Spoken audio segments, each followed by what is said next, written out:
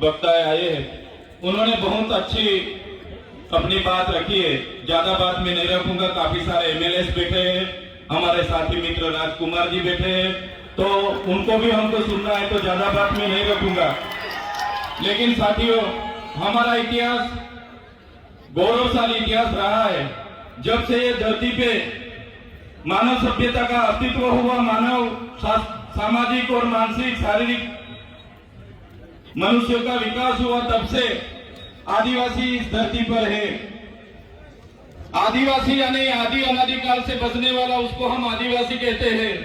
तो इस मंच से मैं कहना चाहता हूं, आज आदिवासी को अलग अलग नाम से पुकारा जाता है, आदिवासी के नाम से अलग अलग योजना बनाई जाती है। आदिवासी की अस्मिता मिटाने के लिए आपने देखा होगा, आदिवासी को आज शेड्यूल ट्राइब, जनजाति, वनवासी, वन बंधु के नाम से भी याद बुलाया जाता है। तो इस मंच से सभी मेरे साथियों को निवेदन करता हूं, तो आदिवासी को बचाने के लिए हम कोई वन बंधु नहीं है, हम कोई वनवासी नहीं है, हम आदिवासी है, आदिवासी ही हम रहेंगे। साथियों, आदिवासी का इतिहास डॉक्टर जीतू भाई ने बताया कि 23,000 साल से यहाँ आदिवासी रह रहा है। आदिवासी का स्वभाव सरल था, संवेदनशील थे। आदिवासी प्राकृतिक पूजक थे, प्राकृतिक मूल्यों को जतन करते थे, सामुदायिक भावना साथ में रखते थे, सरकारी भावना रहती थी। और हमारी संस्कृति, हमारी परंपरा, हमारी विधि, जो भी हमारी मरण विधि है, लग्न विधि है, हमारी जन्म की विधि है, सभी हमारे आदिवासी की अलग है।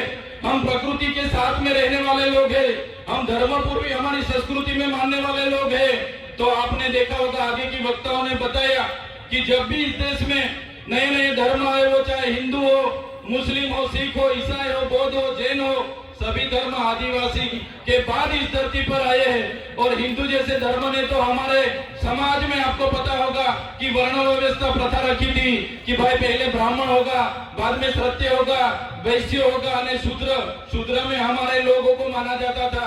हमारे आदिवासियों को 5,000 सालों से हमारी गिनती शूद्र में होती थी। हमको शिक्षा लेने का अधिकार नहीं था, हमको कहीं भी जाने का अधिकार नहीं था। बाद में आपने देखा होगा, इसी हालत में भी देश के आजादी में हमारे कई सारे स्वतंत्र सेनानी लड़े, हमारे क्रांतिकारी लड़े, हमारे पूर्वज लड़े। वो चाहे बिरसा मुंडा जी हो, वो चाहे खाज्या नायक हो, वो चाहे टक्के नायक हो, वो चाहे तिलका माझी हो, झलकारी बाई हो, सभी आज हमारे पूर्वजों को ये मंच से मैं याद करता हूँ।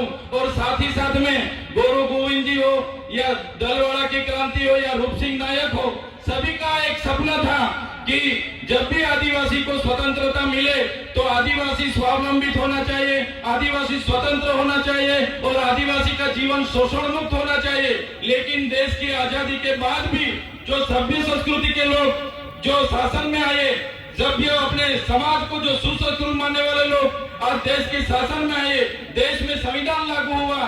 संविधान का आमुख कहता है कि ये देश का संविधान, हम भारत के लोग ये देश के संविधान के तहत हमारे देश के लोगों को हम समानता, स्वतंत्रता और बंधुता देते हैं। लेकिन आज भी आदिवासी को समानता नहीं मिली, आज भी आदिवासी को स्वतंत्रता नहीं मिली, आज भी आदिवासी को दूसरी कास्ट में बंधुता नहीं मिली। इसलिए हम कहना चाहते हैं, हम कई सारे कार्यक्रम करते हैं और कई सारे मंच पर भी हमारी व्यक्तिगत बात हम रखते आ रहे हैं, आज भी हम इस मंच से रखेंगे।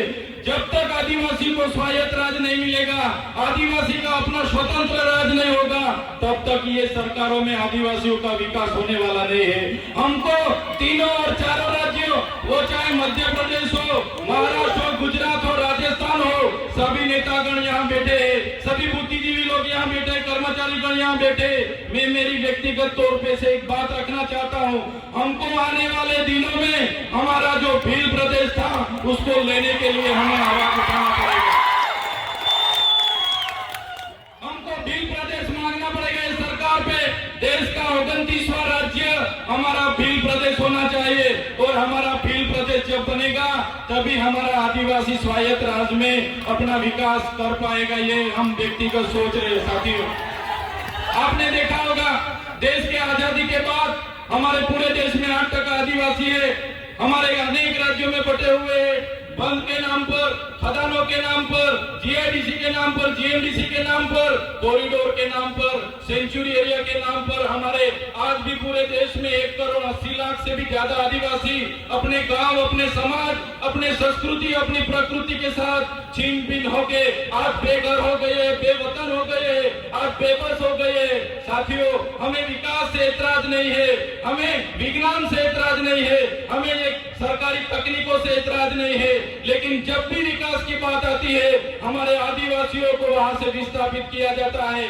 वो चाहे बांध हो, खनिज हो, जीएमडीसी हो, जीआईडीसी हो, कुछ भी प्रोजेक्ट नहीं आते हमारे आदिवासी को टारगेट किया जाता है। और हम जब भी सरकार के खिलाफ आदिवासियों के लिए आवाज उठाते हैं तो ये सत्ता में बैठे हुए लोग पुलिस का दुरुपयोग करके, उनके सत्ता का दुरुपयोग करके हमारे जैसे युवाओं को दबाने के लिए जेलों में डालते हैं।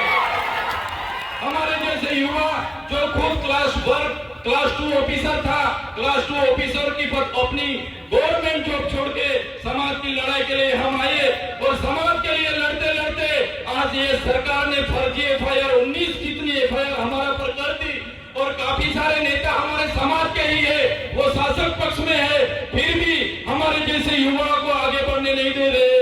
हमारे जैसे युवाओं को कैसे गिराया जाए वो हमारे ही नेता सोचते हैं।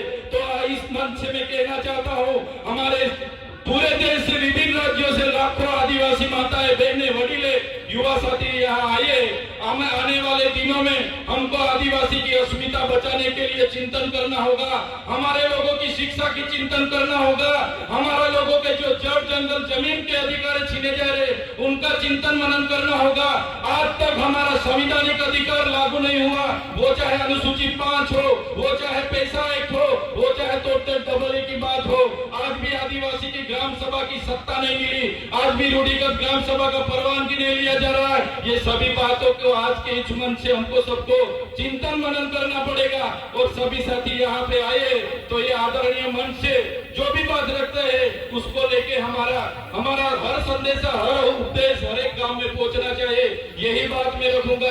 समय ज्यादा नहीं है, काफी सारे वक्ता है, लेकिन ये मंच से इतना जरूर कहूंगा कि हम व्यक्तिगत तौर पे मानते हैं सरकारें आएगी जाएगी, पार्टियां बनेगी बिखरेगी, संगठनें बनेंगे बिखरेंगे, हम सभी लोग धर्म संप्रदाय में कहीं भी बटे हुए हैं, तो आदिवासी को पहले आदिवासी की तौर पर एक होना पड़ेगा, तभी अपने आदिवासियों का विकास होगा। यही बात रख के सबका धन्यवाद करता हूँ, सबको जोहार करता हूँ और आखिरी में जय भील प्रदेश के नारे से मेरा वक्तव्य पूरा करता हूँ। जय भील प्रदेश, धन्यवाद।